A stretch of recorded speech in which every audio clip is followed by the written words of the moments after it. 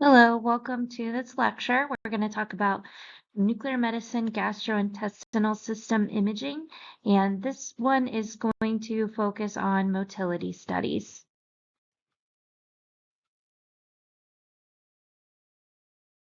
Just to break down gastrointestinal imaging in nuclear medicine a little bit, there are a lot of nuclear medicine procedures that look at the GI tract. This is always difficult for people to learn about because there are so many different radiopharmaceuticals and different things that we're looking at. But it's best to kind of break it down into smaller chunks so it's a little bit easier um, to learn about. So the first group is GI transit studies. These studies all assess the normal transit of movement of food or liquids through the GI tract into different areas, whether it's the esophagus, the whole gut, or the stomach in the case of gastric emptying. In these cases, these studies all have one thing in common. The radiopharmaceutical is mixed into water or food so that the normal flow through the GI tract can be seen. These radiopharmaceuticals all localize through compartmental localization because you're all looking at the compartment of the GI tract. They're not really getting absorbed through the GI tract while we're imaging them, at least. The second group is hepatobiliary studies that just looks at the hepatobiliary tree and function. And then lastly, the third group is GI pathology. Those are a little bit more specialized procedures where you're evaluating specific pathology. And so today we're just going to focus on GI transit studies, which is esophageal transit, gastroesophageal reflux, and gastric emptying. So GI transit studies include esophageal transit, gastroesophageal reflux, gastric emptying, and whole gut transit. Whole gut transit isn't really very common at all anymore. In fact, some of these other ones aren't very common either. Gastric emptying still is, but these studies all assess the normal transit of food or liquids through the GI tract, radiopharmaceuticals mixed with food or water, and then we just observe the normal flow through the digestive tract. The matrix for these studies will be a little bit larger. They're all either 64 by 64 or 128 by 128. The reason for this is because we value sensitivity over resolution for these studies. We're assessing the counts using a region of interest and looking at the flow or movement through, and we want to really see and capture how many counts are in a certain area. And so that's why we value sensitivity over resolution. We don't really need to see the fine detail, but we do need to know if there are counts present in different areas. And almost all of these studies will have a flow or dynamic because we want to catch the transit of the radiopharmaceutical. And then for the processing, the other thing that they all have in common is that the technologist will draw regions of interest around the anatomy to measure the emptying or retention time over that certain anatomy, whatever we're looking at, whether it's the esophagus or the stomach. So recall basic anatomy and physiology. The esophagus is a long tubular organ that leads from the pharynx to the stomach. It is lined with involuntary muscles. This is called peristalsis, where it naturally contracts and moves food or liquid through the esophagus down into the stomach. There is no digestion or absorption that occurs in the esophagus, and the lower esophageal sphincter is what prevents regurgitation of food from the stomach. So if there's any dysfunction with that lower esophageal sphincter, that's when patients will have reflux into their esophagus. So this is the normal track that it takes. In the mouth, you have the tongue. There's the pharynx in the back of the throat and the epiglottis, the glottis a little bit further down, and then the trachea. If you're eating food, you create that bolus of food in your mouth, and then that's swallowed through the epiglottis as a bolus and makes its way into the esophagus. And then the esophageal muscles just contract and relax.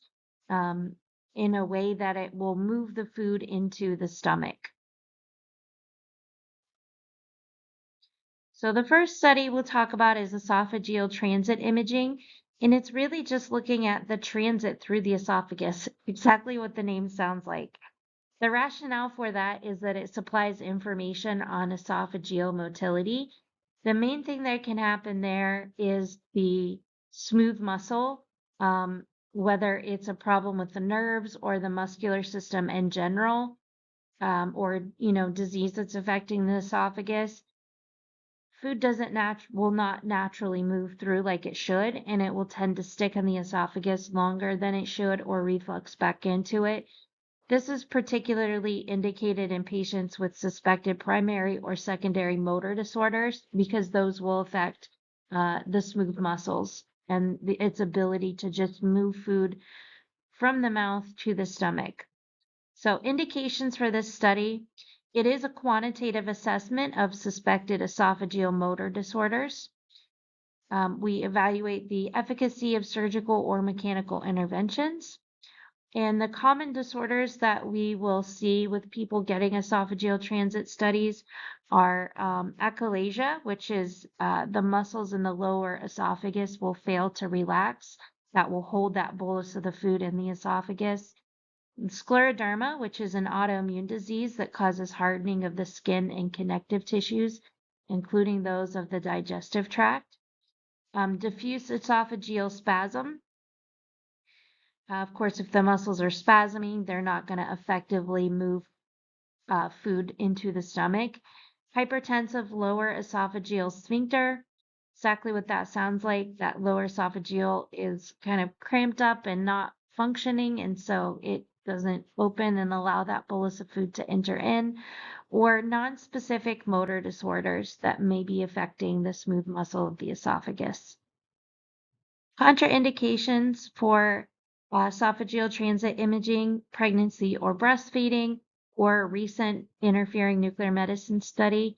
I do want to say that pregnancy and breastfeeding are not absolute contraindications. Pregnancy, of course, a lot of times this study can be delayed until after the baby is born.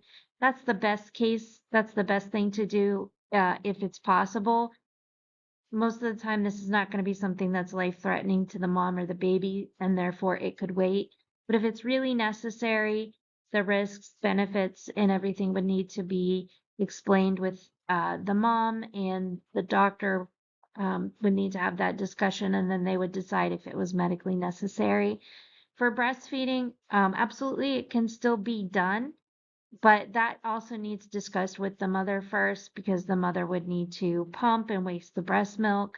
Therefore, there would need to have some breast milk stored up or plan to switch to formula for a couple days. Some early moms do not want to switch to formula if they're breastfeeding, and so that would something that would need to be planned probably and discussed with mom ahead of time. And then recent interfering nuclear medicine studies would be anything, especially technetium based, where there might be activity around the chest or esophagus that would interfere with our ability to get the images. Patient prep and education. The patient should be NPO for at least 3 hours. NPO means nothing by mouth, so ideally not even water, no food, anything by mouth for at least 3 hours before the study. And the patient should be educated on the procedure. We do need their cooperation a little bit with this test. So clearly defined instructions are going to be very important. Make sure you give those to the patient.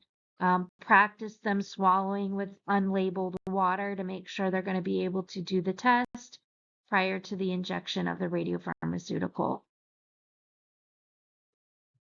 The radiopharmaceutical for this study is sulfur colloid. And this would not need to be filtered, so regular old sulfur colloid will work. It's 150 to 500 microcuries is typical, and that is placed into 15 to 20 milliliters of water. It's neither absorbed or secreted by the esophageal mucosa, and that's why the method of localization is compartmental. It literally just stays in the compartment of your GI tract and follows that normal function through. The procedure, the patient will be positioned supine on the imaging table with the stomach at the bottom of the field of view. There is a variation where the patient is upright, so follow your department protocols for that. But the radiopharmaceutical liquid is taken into the mouth through a straw, and then it's held in the mouth until patient is instructed to swallow.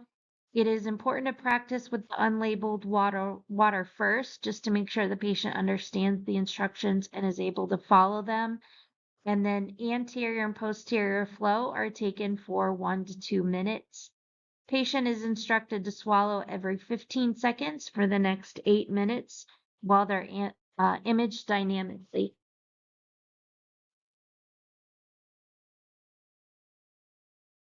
Acquisition parameters include a high sensitivity collimator. This is important for maximum temporal resolution. Of course, if your department doesn't have a high sensitivity, then a general all-purpose would be the next best choice. Ingestion to imaging time is immediate because you are trying to capture that swallow and that initial flow. Acquisition type is flow followed by dynamic study. And the views are just anterior and posterior. You don't need to worry about any laterals or RAOs. Matrix is either 64 by 64 or 128 by 128. Remember, sensitivity is important for this study. And so high sensitivity collimator is best, and also the 64 by 64 matrix. The time per view for the flow, it's typically 1 to 2 seconds per view for 1 to 2 minutes. And then the dynamic is about 15 seconds per view for the remaining time, which is about 10 minutes total. So if you do a 2-minute flow, then your dynamic would be 8 minutes. If you do a 1-minute flow, your dynamic would be 9 minutes. For the processing, you draw a region of interest over the entire esophagus and then record the counts after multiple swallows. And you can also look at regional esophageal transit, where you divide the esophagus into 3 equal-sized regions of interest over the proximal, middle, and then distal portions of the esophagus. And then a 4th region of interest is often drawn over the fundus of the stomach. That's just the top first portion of that stomach, just to make sure that the activity is in there, kind of compare that to what's left in the esophagus.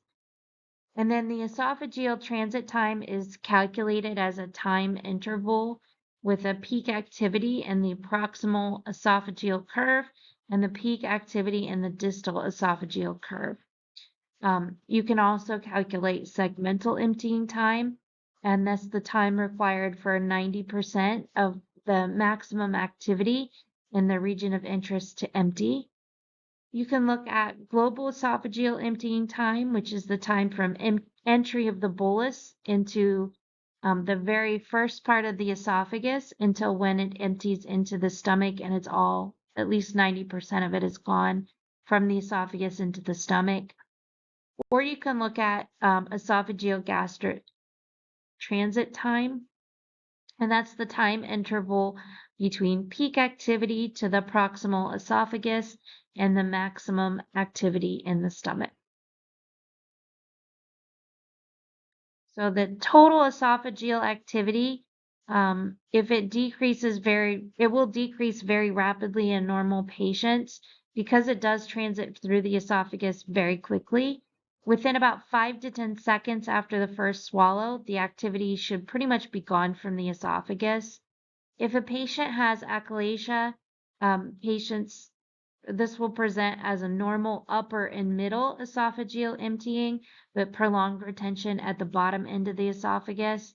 With scleroderma, it's an issue with the smooth muscles of the esophagus, and so you'll have 50% retention in the distal esophagus after 10 minutes.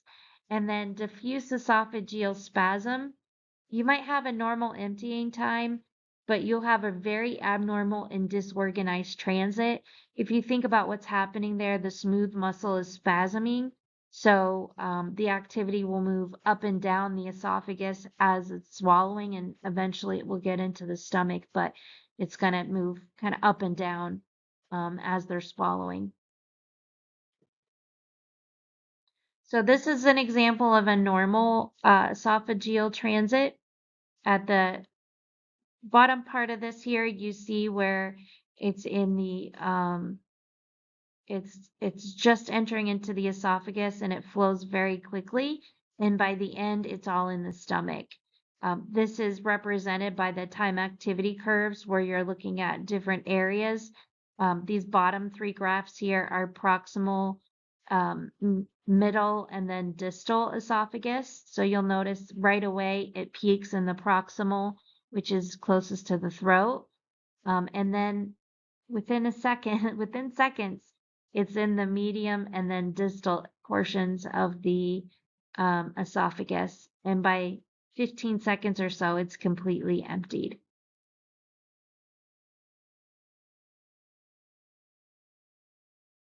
This is an example of scleroderma. You'll notice the top here in A is the pictures. You can see the patient swallowing, but by the time you get to the end, there's still activity left in the esophagus. Not all of it is in the stomach. In B, it's sort of a composite image where you see that there's still some activity there. And if you look at D, this is the graph showing the peak at the proximal, distal, and medial or medium sections of the esophagus. And then you kind of see that the distal peak there is the red line, and you see that it goes back up into it. This is an example of significant motor dysfunction. C is the ending image. You see that you still have a lot of activity there hanging up in the stomach. And then if you look at the peaks, you'll see that it's a little bit disorganized. And you see that it's kind of in and out of the esophagus, but it's hanging up there in the middle and distal portions.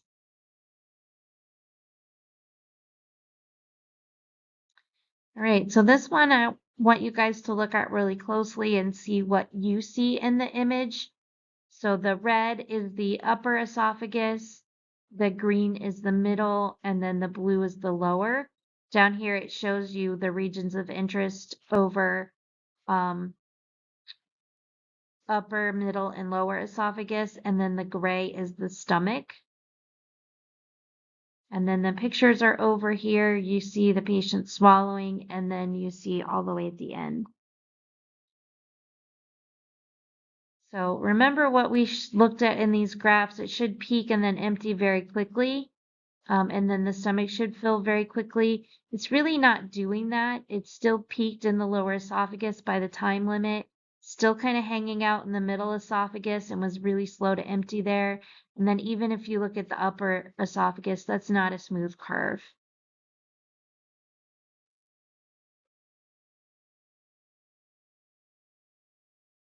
All right, so the next one we're going to talk about is gastroesophageal reflux. This reflux is the return of gastric contents, including stomach acid, into the esophagus. This is usually caused by change in the barrier between the esophagus and the stomach. And this could be caused by abnormal relaxation of the lower esophageal sphincter or by a hiatal hernia. There are some autoimmune diseases that will affect this. Autoimmune atrophic gastritis is one of them. And so this is just showing you kind of the pathophysiology of gastroesophageal reflux and the different causes and where they would occur. Of course, a hiatal hernia, it's not pleasant for anyone. That's when you actually have a little bit of herniated stomach above the level of the diaphragm. That happens. You have like a little outpouching there. That will happen often with patients who are throwing up a lot. So patients who are bulimic or have other stomach disorders that cause them to vomit often. It can even happen during pregnancy. Sometimes they resolve on their own over time. Sometimes they don't. And when patients have a hiatal hernia, sometimes the food can kind of get stuck in there and stay in that little outpouching longer than it should.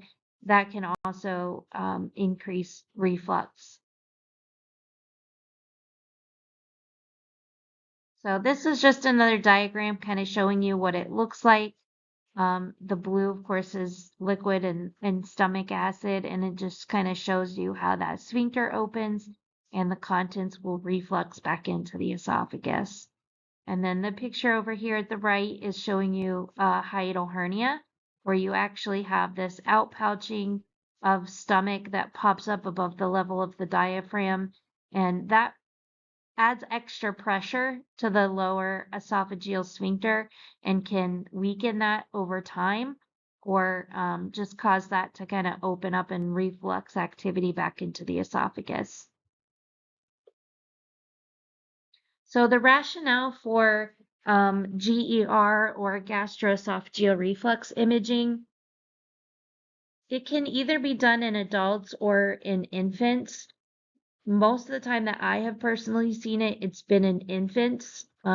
So in adults, the rationale for this test is chronic reflux that can lead to esophagitis, dysphagia, Barrett's esophagus, or adenocarcinoma.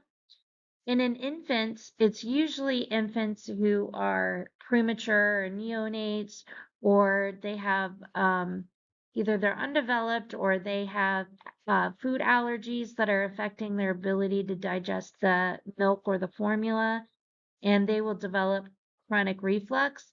That can cause failure to thrive, and it can also cause aspiration pneumonia, which can be devastating on them, on their health. So this test is done to look at that. And nuclear scintigraphy is the most sensitive, non-invasive method for detecting reflux, especially in children. So that's why we tend to see it more in children. You may not see it unless you're at a big hospital or at a children's hospital. So for adults, the indications are heartburn, regurgitation, chest pain, sometimes hiatal hernia will be on there also. With infants, though, the indications are failure to thrive, recurrent pneumonia, intermittent wheezing, cough, or apneic episodes where they kind of stop breathing. Those are all signs of aspiration pneumonia. And so, of course, that can be caused by reflux if the formula refluxes back into their esophagus, and they can kind of breathe that or get that into their lungs. Contraindications are pregnancy or breastfeeding. And remember, again, those are not absolute contraindications. With breastfeeding, the mom could pump and waste the breast milk for a period of time. It depends on the radiopharmaceutical and the department protocols. Usually this is 24 to 48 hours for tech-based. And then, of course, pregnancy, the risks and benefits would need weighed with the ordering physician and the mom. And then any recent nuclear medicine study that may interfere is anything that would have activity around the chest or the esophagus or in the lungs. So for patient prep, for adults, they need to be NPO for 8 hours. Infants, we usually say 4 hours. However, if this is a premature baby and they usually eat every 2 hours, then it may be okay to just wait 2 hours. That's a little bit flexible on the babies because sometimes they do eat more often. So that will depend a little bit on their age and their development. Detailed patient history needs to be taken. Any previous interventions or surgery, results of any diagnostic test, pertinent lab results, and then also any symptoms that the patient or complaints that the patient may have. If you are obtaining the history for a baby, of course, you need to ask the caregiver. Keep in mind that that may not be a parent, that may be a nurse or a social worker. And so that is going to be important to see the normal eating habits of the baby also to make sure that you're giving it the right formula, the right volume, that they're NPO for the right amount of time. And so if it's a premature baby that's in the hospital, then you might want to find out that information first to help plan how to administer the radiopharmaceutical and how to do the study. For adults, the radiopharmaceutical is sulfur colloid. This does not need to be filtered. We don't care about the size of the sulfur colloid for this one. So for adults, sulfur colloid is mixed with 150 milliliters of orange juice with 150 milliliters of hydrochloric acid. And the dose range is 300 to 500 microcuries. For infants, it is a weight-based dose typically. Whatever your facility uses to calculate pediatric doses would be the way to go. But the radiopharmaceutical is going to be mixed with formula or milk in their bottle. And the milk or formula that's used needs to be whatever they normally use. So you're assessing their normal diet. And then for the infants, you want to actually divide it into 2 servings. You want to give them the radioactive first, followed by the unradioactive. And that's because you want to make sure they're getting that whole dose of the radioactive formula. And, if the baby normally eats 6 ounces of fluid, or 6 ounces of formula, you would divide that into 2 equal 3-ounce servings. And you want to make sure that they're drinking all of the radioactive stuff first. But if they normally drink 6 ounces for a meal, you never know with babies, they may only drink 4 and be full. So you want to make sure they're getting the whole dose. That's why you do it and divide it into 2 like that. The dose range for that is up to 1 millicurie. But it's weight based. So there's going to be a minimum to achieve enough photon flux and counts to get quality images. And then there's also a maximum. And so you'll follow your facility protocols for calculating that dose.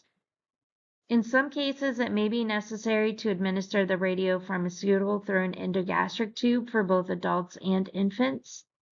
This is fine as long as it's being administered properly, and you may need a nurse to help access or administer that. And then the normal biodistribution is the stomach and the small bowel. In the method of uptake, of course, our method of localization is compartmental. The sulfur colloid does not get absorbed by the gastric mucosa or the esophagus. It just binds to the food or stays in the liquid food. And so it just follows the normal compartment and stays in the compartment of the GI tract.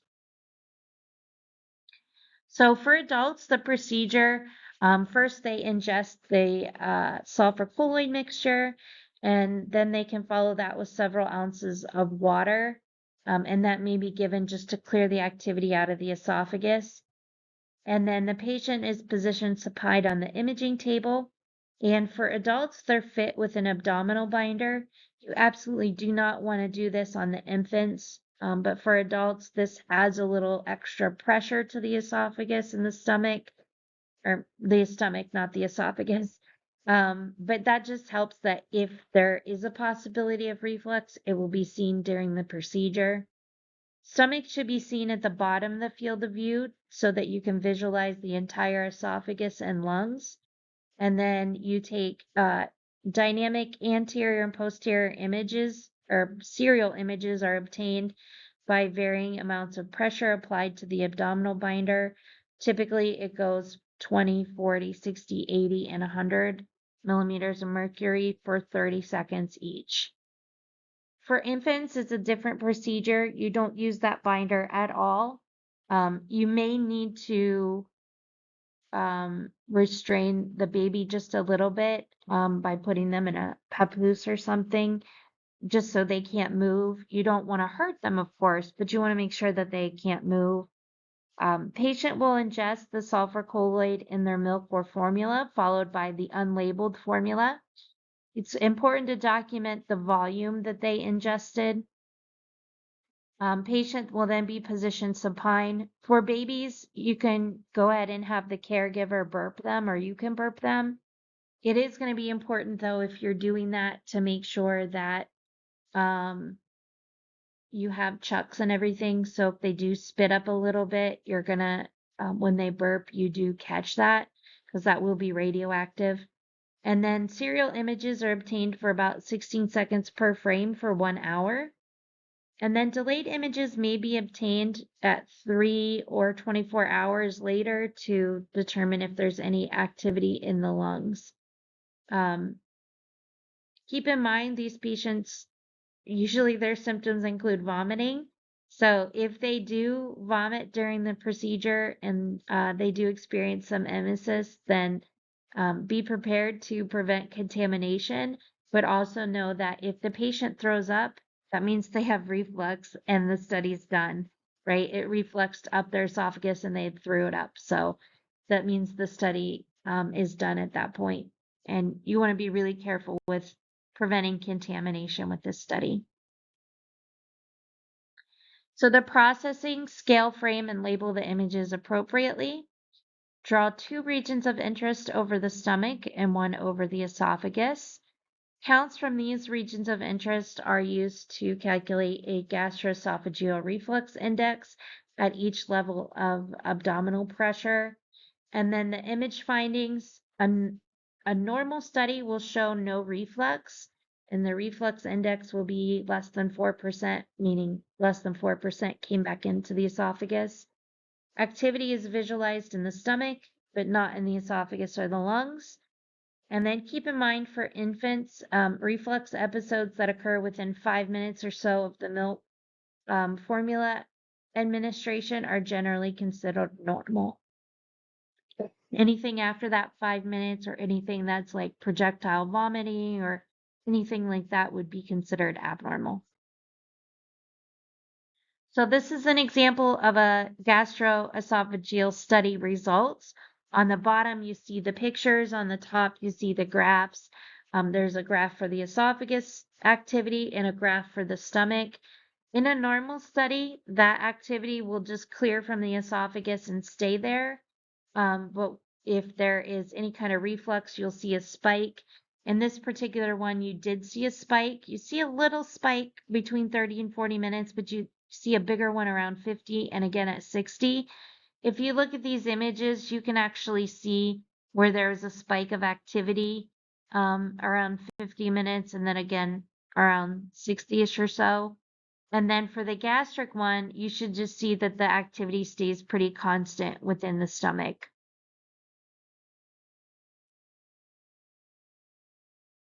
This is another example of esophageal reflux. There's an arrow here that's pointing to right where it refluxed. Sometimes it can be really subtle like that. And then different patient over here in the image on the right, which you see a much more pronounced reflux. And the red arrow is pointing to it, but you see that it kind of stays in the esophagus for a while. This is an example of esophageal reflux where it was segmented into upper, middle, and lower esophagus, which means you would have a couple different time activity curves from that. You'd have one for each region, but then you'd also have one for globally on the esophagus. And as you can see in the chart here, this one is globally, and you do see a spike there. If you look at the images up above, you can see that it does spike partway through. All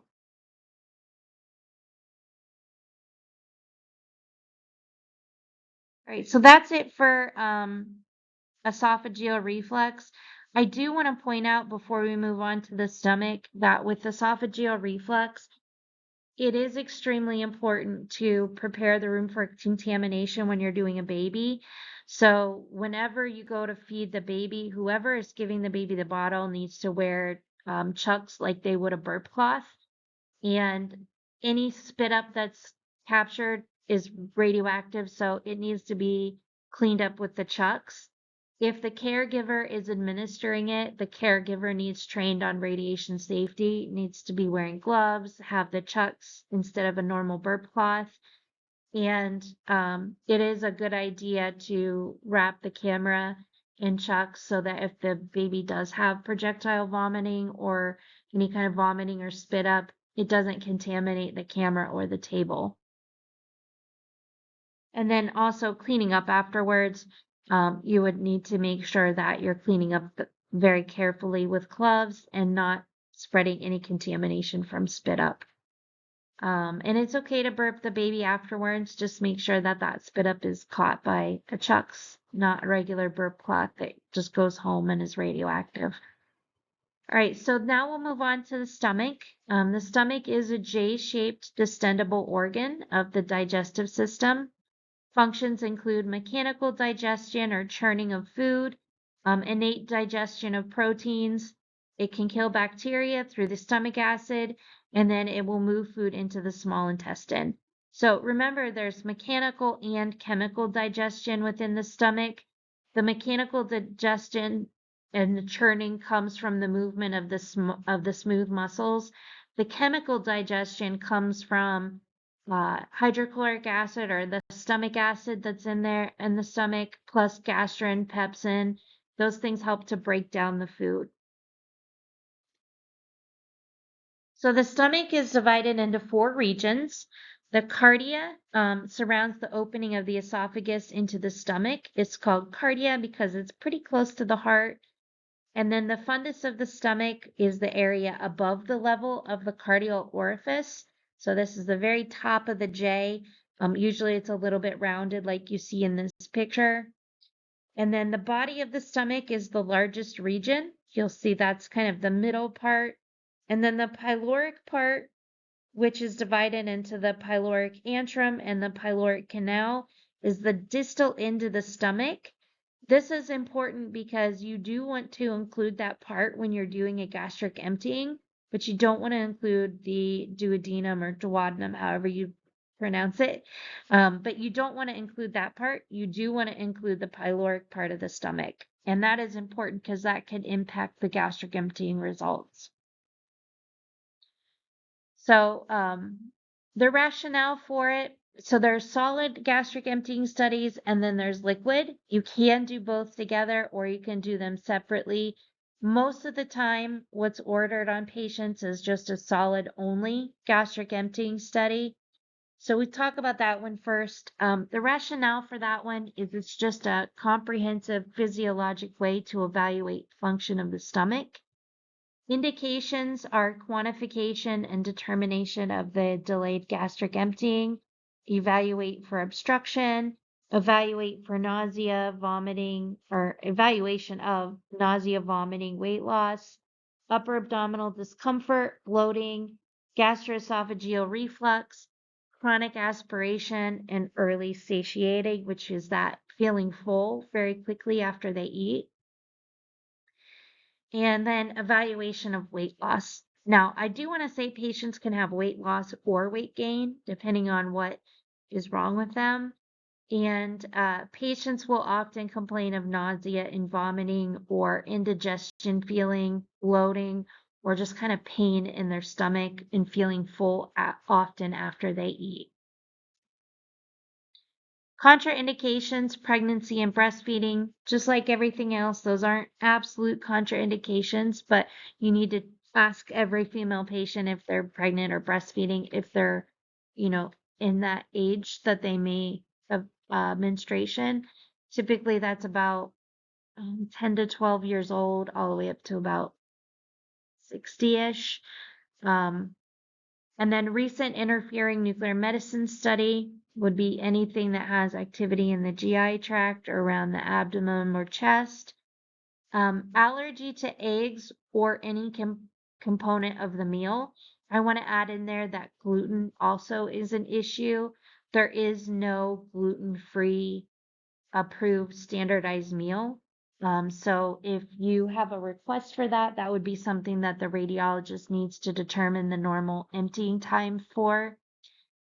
We have an approved substitution that is using oatmeal, but gluten-free oats are a little bit different than regular oatmeal, and they may have slightly different emptying times. So that's something to keep in mind.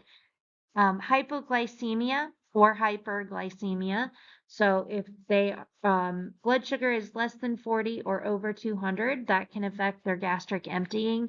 And so you wouldn't want to do the test if it was at either one of those extremes. And then the patient prep, they need to be NPO for 4 hours. That means nothing by mouth. So if the patient has a cup of black coffee in the morning, first of all, that's going to affect their gastric emptying time, but also they've had something by mouth. So they need to have nothing by mouth for 4 hours. When you're taking a patient history, a detailed patient history should include any related illnesses such as hiatal hernia, gastroesophageal reflux, any autoimmune disorders that may affect it, esophageal motility disorders, previous intervention, especially stomach or abdominal surgery, and then any medications history. And there are a lot of medications that can affect gastric emptying time. Here's not necessarily an all-encompassing list, but here's a list of some of the big ones that you might see often. There are some agents that will increase gastric emptying time. Reglan, Zelnorm, erythromycin will do that. And then there are also medications that will delay gastric emptying. Opiates is a big one. Antispasmodic agents, atropine. Notice that progesterone is on here, so you'll need to ask your patient if they're on birth control. There is a progesterone birth control that they may be on. Octreotide, if they have somatostatin recepting tumor, neuroendocrine tumors, they may be on long or short acting octreotide that can delay gastric emptying. And then, of course, theophylline, benzodiazepam, which would be like Valium or Xanax. A lot of times, if patients are nervous about their test, they're going to try to take a Xanax or something ahead of time, and that will impact their gastric emptying. So that cannot be done with this test. Special instructions for patients who are insulin-dependent diabetics. They do need to bring their glucose monitor and insulin with them. Check the glucose level prior to the meal ingestion and record it. It needs to be between 40 and 200. If it is high, that study can't be done. And the morning dose of insulin should be adjusted based on the prescribed meal that the patient is getting. The radiopharmaceutical is 99M technetium sulfur colloid, and this is just good old plain sulfur colloid, unfiltered. It does not need to be filtered. We don't care about the size of the particles. It's just going into the compartment of the stomach, but it needs to be cooked into the eggs. That's a very important point to make. The sulfur colloid has to bind to the albumin in the eggs. That's the protein that's in the eggs. And it will only do that when it's heated. It has to have heat in order for it to form that bond. And so if you squirt the sulfur colloid on top of the cooked eggs after they're already cooked, some of it might bind if it's still hot enough, but for the most part, it's not really going to. And that's important because when the patient eats the standardized meal, if the sulfur colloid is just on top, it's not bound to the actual meal. And so when the patient eats it and you're taking pictures, you'll get pictures and you'll be able to calculate a time activity curve and you'll get a result. But it doesn't mean that the result is accurate because what you're actually seeing is the sulfur colloid liquid just transiting through the stomach and not the actual digestion of the eggs. So it really needs to be bound to that protein. So it needs to be added to it during cooking and make sure that it is kind of cooked into it. The alternative meal is to mix the sulfur colloid with oatmeal. That also needs to be warm. And the results for this one are not as reliable. It doesn't really bind that well to the oatmeal like it does to the eggs. And so that's not a great alternative meal, but it is an alternative standardized meal. And remember, that is not gluten-free oats because those have a different, there is no kind of standardized set normal emptying time for that. So as of the time of recording this, there's not really a standardized gluten-free, like allergy-friendly meal that's approved. So the dose range is 500 microcuries to 1 millicurie for adults, and then 250 to 500 microcuries for pediatric patients. And the standardized meal is 4 ounces of liquid egg whites, 2 slices of toasted white bread, 3 grams of jelly or jam, and 120 milliliters of water. If a patient is gluten-free and can't do the bread, you still can't really do that because they need the macronutrient. And the standardized meal is devised to have so many calories total, so many carbs, protein. That ratio needs to kind of stay the same between fat, protein, and carbohydrates. And if you just toss out the bread and do it with just egg whites, you're not getting the total caloric intake or the macronutrient distribution. And so that will alter the normal emptying times, and you may get unreliable or false results. Normal bio and gluten-free bread is not have the same macronutrient distribution either. A lot of times it will have more protein or more fat in it because it's being made with different ingredients. So you can't just substitute it for gluten-free bread. Normal biodistribution, the sulfur-colloid will bind to the protein that's in the egg whites, and it doesn't separate until very late into digestion. And so we are able to see that transit through the stomach. And that's so important to drive that home that it needs to be added during cooking, and it needs to be heated with it in there so that it can bind. And then the method of localization for that is compartmental. For the actual procedure of the solid gastric emptying, you want to instruct the patient to ingest the meal quickly within about 10 to 15 minutes and document the time it took for them to eat, the time they started, and the time they finished. And anything that was not eaten needs to be documented. They need to eat as much of it as they can, and they need to eat a minimum of 50% of each component of the meal. So this is where they can't just not eat the bread. They need to eat at least one slice, right? The equivalent of one slice, or they can remove the crust but eat the rest. They need to eat at least 50% of each meal component.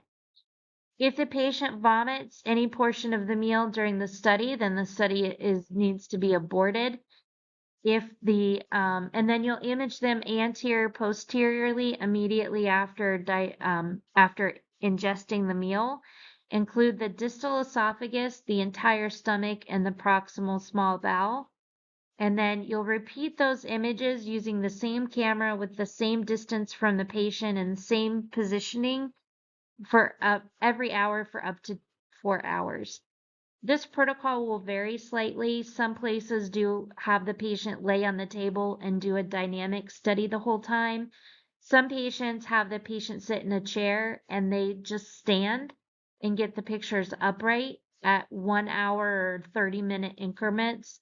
And then some patients, they don't have to stay on the camera the whole time. They get back on the camera, but then they're imaged supine anterior posteriorly. And the time points may differ a little bit, but it needs to be at least hourly for up to 4 hours. And then imaging is complete when less than 10% of the activity remains in the stomach, or you've reached that 4 hours after ingestion of the meal. One other thing that I want to add with this, when the patient is eating, you want to have them wear gloves and have chucks draped over their chest, because sometimes people will contaminate their hands with the radioactive eggs and they will wipe them on their shirt, or they'll contaminate their shirt some other way. It's kind of a good idea to just tuck the chucks into their collar like they're wearing a bib to catch any of that radioactivity so it doesn't get onto their shirt. And then you want to drape one over their lap too to catch any of those crumbs or egg pieces that fall. It's a good idea to have the patient wearing gloves. And then when you need to stick with them and watch them carefully and take their gloves off and kind of fold the chucks in on themselves with all the trash, because that trash will be radioactive and it needs to be decayed in storage before it can be disposed and thrown away because it is radioactive trash. It's recommended for each facility to establish their own alternative meal that does not contain eggs or gluten, that has a similar nutritional content. The nutritional content would be the total caloric intake as well as the macronutrient ratio of proteins, carbohydrates, and fats. And it's important to have something that can be used for patients with allergy or intolerances. So the acquisition parameters, energy is 140 keV. The collimator is a low energy, high resolution collimator. Patient position is supine or upright. Camera position is anterior and posterior, and then ingestion to imaging time is immediate. Acquisition type is planar, and then views are immediate, 1 hour, 2 hour, 3 hour, and 4 hour. And again, this protocol part may differ slightly depending on the facility. And then the time per view, though, is almost always 60 seconds per view. And the matrix for this one is typically 128 by 128. One thing that I want to point out here, if the patient is not staying on the camera the entire time with the camera heads at a fixed distance from the patient, then you need to document the table height, the radius of the camera, and that type of stuff because you need to have the camera be the same distance from the patient at each image and each time point. When you're processing it, you're looking at the total counts in the region of interest, and the further the patient is from the camera, the less sensitivity the camera has, so it will naturally capture a little bit less of the counts. So you can get abnormal results if the camera head is at a different distance at different time points. So if it's the protocol where the patient just stands upright and their body is against the camera, that's great because you know that that distance is the same and the positioning is basically the same. But if they're laying supine on the camera, you need to make sure that those are at a fixed distance for every image. The processing for this one, you'll draw regions of interest around the activity of the entire stomach. So that needs to include all of the fundus, the atrium, the pyloric part, and cut off the small bowel. Be sure to include all of the fundus proximally and the antrum distally. Do not include any of the loops of the small bowel that may be close to the stomach. That can be difficult sometimes, but you really want to make sure you're excluding them. And then we use a geometric mean because this allows us to calculate for radioactive decay and the anterior posterior counts. So geometric mean is the anterior counts times posterior divided by the square root of the anterior times posterior for each time point. Um, and then display the results as the percentage of emptying in or the percentage remaining in the stomach at each time point with the immediate imaging being 100%. So time 0 image would be 100%, and then you'll calculate the percentage remaining at each time point after that. And that generates a time activity curve, and then you'll calculate the gastric half emptying time. We don't look at how long it takes for all of the activity to empty out of the stomach because you'll always have a little bit of residual. So what we look for is the time that it takes for half of it to empty. So there's always a little bit of a lag phase. The lag phase is a delay in food transit from the stomach to the small intestine. During that time, the food is being mechanically and chemically broken down. So there's a little bit of time where the stomach is digesting the food before it sends it to the small bowel. That's where the lag phase comes into play. That's usually a few minutes. Food will move from the fundus to the body to the pylorus. It will be churned, mixed with stomach acid, and then it will, it's being prepared for the small bowel, and then it will start to empty into the small bowel. Each facility will determine their normal values based on the meal content, meal size, imaging protocol, the region of interest definition, and their data analysis techniques. But all of these will change the resultant data and the percent retention and half emptying times. So it is important to stick with a standardized meal and standardized protocol for these studies. But if your facility is differing from that, then it is incredibly important that time was taken to determine what the normal emptying time for that meal will be. So the following are based on the estimate of my suggested meal and suggested protocol that will change if your facility is using something different. So the normal percentage gastric emptying retention at 1 hour is about 30 to 90% still in the stomach, 37 to 90%. At 2 hours, about 30 to 60% is still in the stomach, but by 4 hours, only about 10% maximum should still be retained in the stomach. And normal half emptying for a solid meal is about 77 minutes plus or minus 30 minutes. So we say anywhere from 45 to 109 minutes for half of that activity to empty from the stomach. And again, that's based on the SNMMI protocol with the SNMMI standardized meal. The rapid gastric emptying, if it is less than 30% of activity retained in the stomach after 1 hour, then it's considered gastric dumping or rapid gastric emptying. So this is an example of a normal time activity curve for a gastric emptying study. The red line is the actual counts from the stomach at different time points, or actually it's showing you the percentage remaining. So the red line is the actual. The green line is what they call the best fit or the linear fit. This one is described as the tech fit. It's the same thing. It's basically just drawing a straight line between the 2 points. So it's looking at the maximum activity at time 0, and then it's just drawing a linear line through there. And that's important to look at too, to see if the actual activity is differing too much. That could mean that you have some reflux somewhere along the line. This is an example of delayed gastric emptying. So the green line that you see on the image on the graph here is the actual, and you'll notice that there was a little bit of a lag, but also a little bit of time where it was still filling in the stomach, and then it started to empty. And then the blue line is that linear fit that it draws kind of straight down through the middle.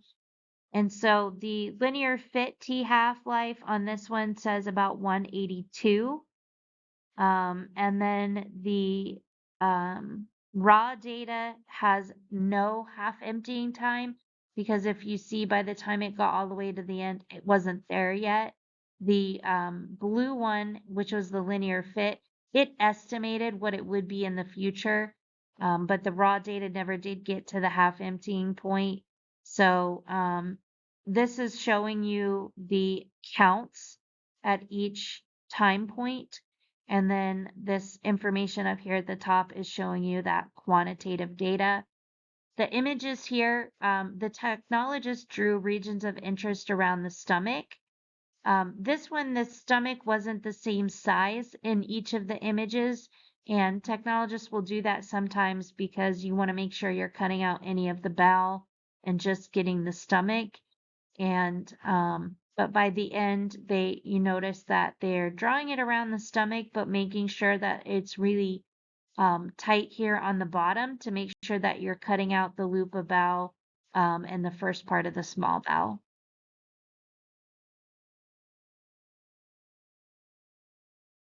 This is an example of rapid emptying.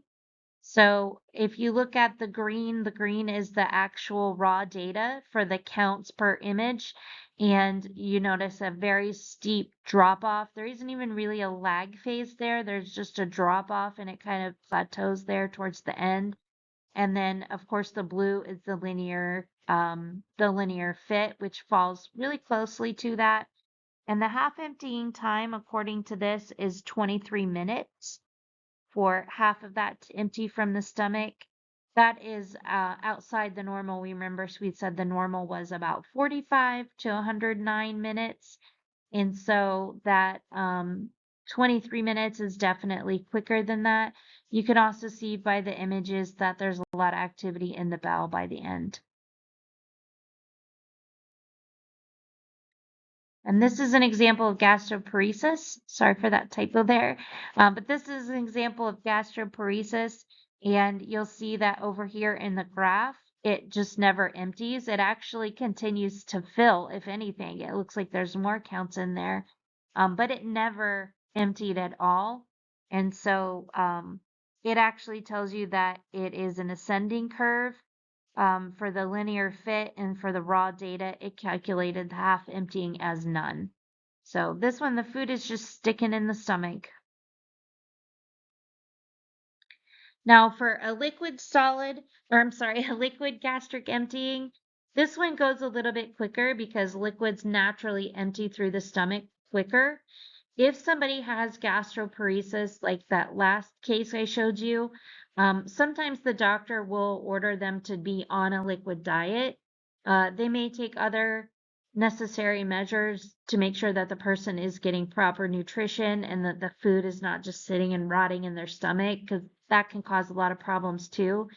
But one of the things the doctor may do next is order a gastric emptying liquid solid to see if the liquids are transiting through the stomach appropriately, because it may be necessary to put the patient on a liquid diet. So the rationale for that it sometimes can be combined with a solid gastric emptying, or it could be performed on its own, and it may identify additional patients with abnormal gastric emptying that have a normal or abnormal solid study. So the radiopharmaceutical for that is technetium DTPA and 300 milliliters of cold water. This is if you're doing them combined, you would use the indium DTPA. If you're doing it as a liquid gastric emptying by itself, you can use the sulfur colloid or even tech DTPA. The dose range for the indium is 200 microcuries, and the patient is positioned in a semi-upright position of about 45 degrees. Camera is in the left interior oblique position, and then you do dynamic imaging for 1 minute per frame for about 30 minutes. So for this processing, it's pretty much the same. You draw a region of interest around the stomach. It will generate the time activity curve. The difference here, though, is that you don't image for 4 hours, you only image for 30 minutes. And then the normal emptying time, because liquids empty faster from the stomach, is going to be 10 to 15 minutes. And a normal complete emptying should occur in less than 19 minutes. So it should take less than 20 minutes for all of that liquid to transit through the stomach. This is an example of a combined meal. So if it's a combined meal like that and you're doing them both at the same time, you would have the acquisition parameters set up so that you have a photo peak for tech and a photo peak for indium. They would eat their solid meal and then drink the liquid. They need to drink the liquid last and then put them immediately on the camera. So this is an example of the percentage of meal retained in the stomach for a dual study where both were calculated at the same time. The solid meal there is about 90 minutes or so, so that's normal. And then the liquid meal, the 50% would be around 15-ish minutes or so, 20 minutes, something like that. So these were both normal. Now, this is different patients showing you just what it would look like for a dual study. For A, it's normal. Both of them are normal. You'll see that the solid is emptying over time. The liquid is a little quicker. And then for B, both of them are normal. And then for C, you have a delayed solid but a normal liquid. And then for D, both of them were delayed. So that would be somebody that has pretty severe gastroparesis and both the liquid and the solid were delayed. So that's it for gastric motility studies. I hope you guys enjoyed the video and I'll see you at the next one.